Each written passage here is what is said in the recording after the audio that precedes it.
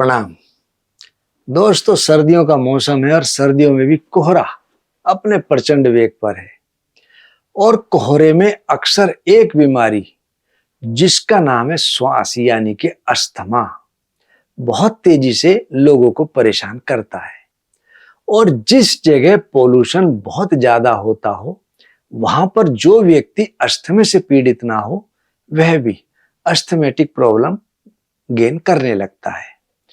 और ऐसे समय में हमको सांस लेने में बहुत दिक्कत महसूस होती है क्योंकि कोहरे की नमी हमारे लंग्स में जाकर एब्जॉर्ब नहीं होती। ऐसी अवस्था में जो अस्थमेटिक पेशेंट हो उनको बहुत सावधानी बरतनी चाहिए।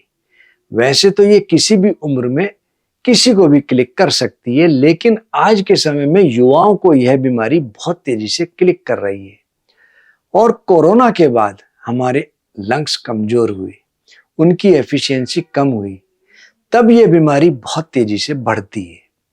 यह बीमारी अक्सर कोहरे में और जब गेहूं कटता है तो भूसे की डस्ट वायुमंडल में 30-40 किलोमीटर तक फैलती है।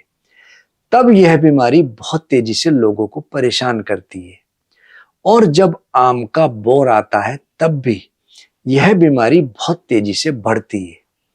ऐसी स्थिति से बचने के लिए हम सभी को प्रयास सामूहिक रूप से तो करना ही है, लेकिन जो लोग इस बीमारी से ग्रसित हैं मैं आज उनको 2-3 टिप्स ऐसे चमत्कारिक बताऊंगा। यदि वो फॉलो करें, व्यवहार में लाएं, तो ऐसा हो नहीं सकता कि उनको लाभ ना मिले। आपने देखा होगा दिवाली से पहले जो शरद पूर्णिमा आती है उसमें लोग खीर बांटते हैं और खीर के साथ एक दवाई खिलाते हैं। लोगों को बहुत फायदा होता है और अक्सर चिकित्सक लोग इस नुस्खे को किसी को नहीं बताते। मैं आज आपको बता रहा हूं, यह किसी भी पूर्णिमा में आप इसको कर सकते हैं।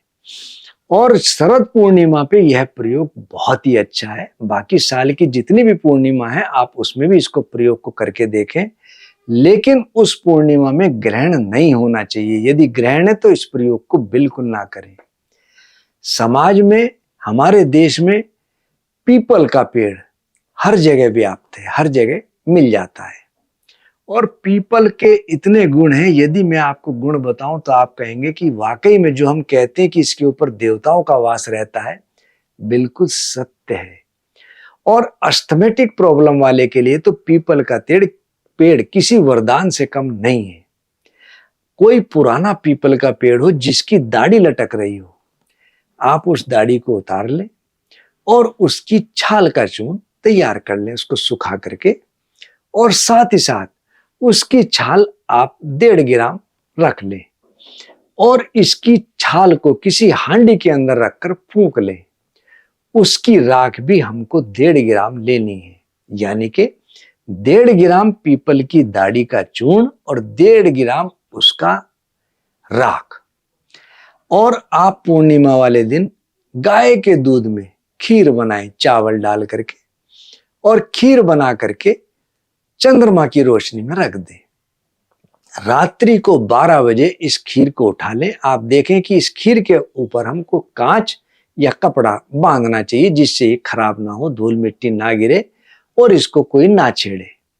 रात्रि के 12 बजे इस खीर के साथ जो मैंने 1.5 ग्राम चूर्ण और राख का बताया मिला करके पहले ग्लास में रखकर खा लें और ऊपर से बाकी खीर खा लें। 10 से 12 घंटे हमको ना कुछ खाना है ना पीना है, हमको कुछ नहीं लेना है।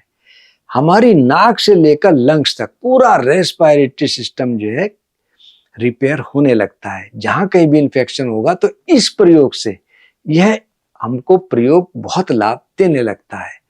पूरे श्वास नली क्लियर होने लगती है, बलगम उखड़ करके बाहर आने लगता है और हमको धीरे धीरे इस प्रयोग करने से इस बीमारी से मुक्ति मिलती है। यह प्रयोग हमको पूर्णिमा में ही करना है। साथ ही साथ इस खीर में धूल मिट्टी या पोल्यूशन ना हो, इसका विशेष ध्यान रखना है। और हमको आगे भी खटाई, धूल, धुआं, बीड़ी, सिगरेट इसका पूर्णतया परहेज रखना है। जो लोग स्मोक करते हो और अपनी जिंदगी का आनंद लेना चाहते हो तो उनको इस प्रयोग के बाद बीड़ी, सिगरेट, तंबाकू बिल्कुल छोड़ देना चाहिए। उनको बीमारी नहीं सताएगी। दूसरा आपने देखा होगा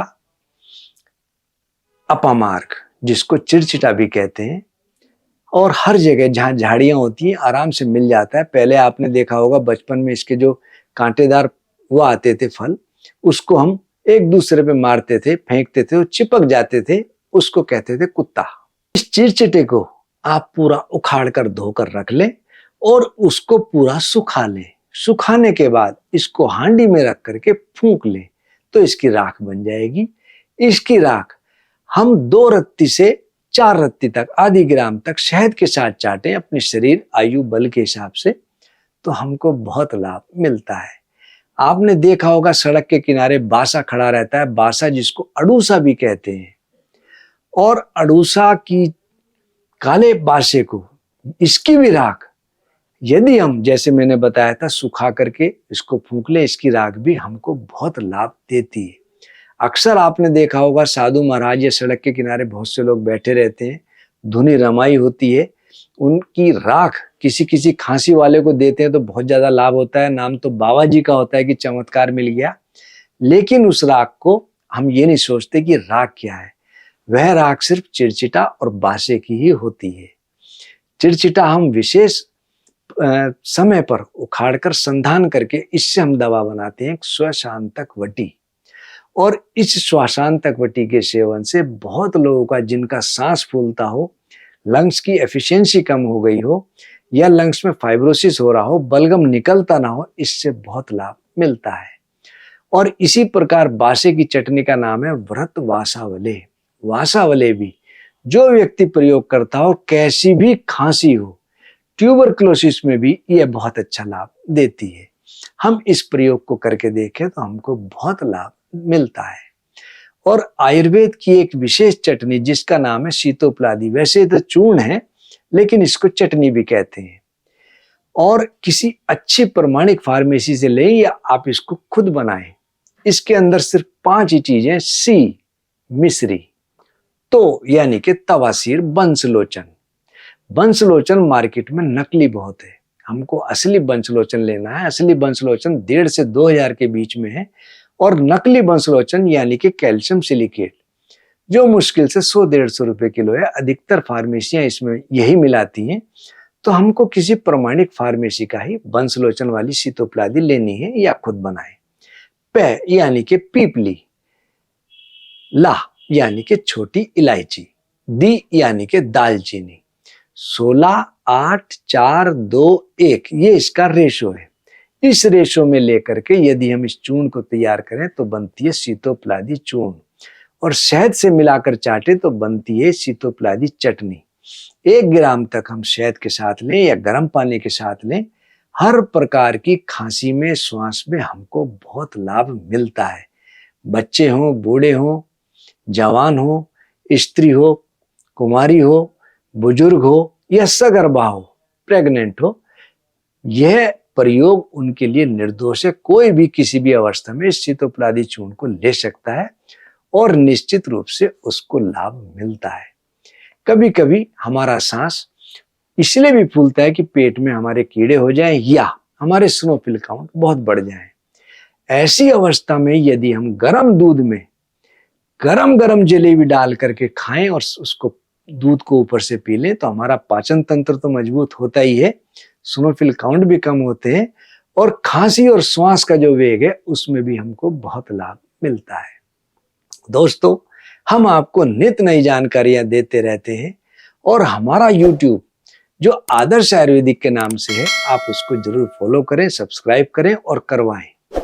दूसरे social media, Facebook page, Twitter, LinkedIn, Instagram जो कि आदर्श आयुर्वेदिक फार्मेसी के नाम से है, आप उनको भी जरूर फॉलो करें। धन्यवाद।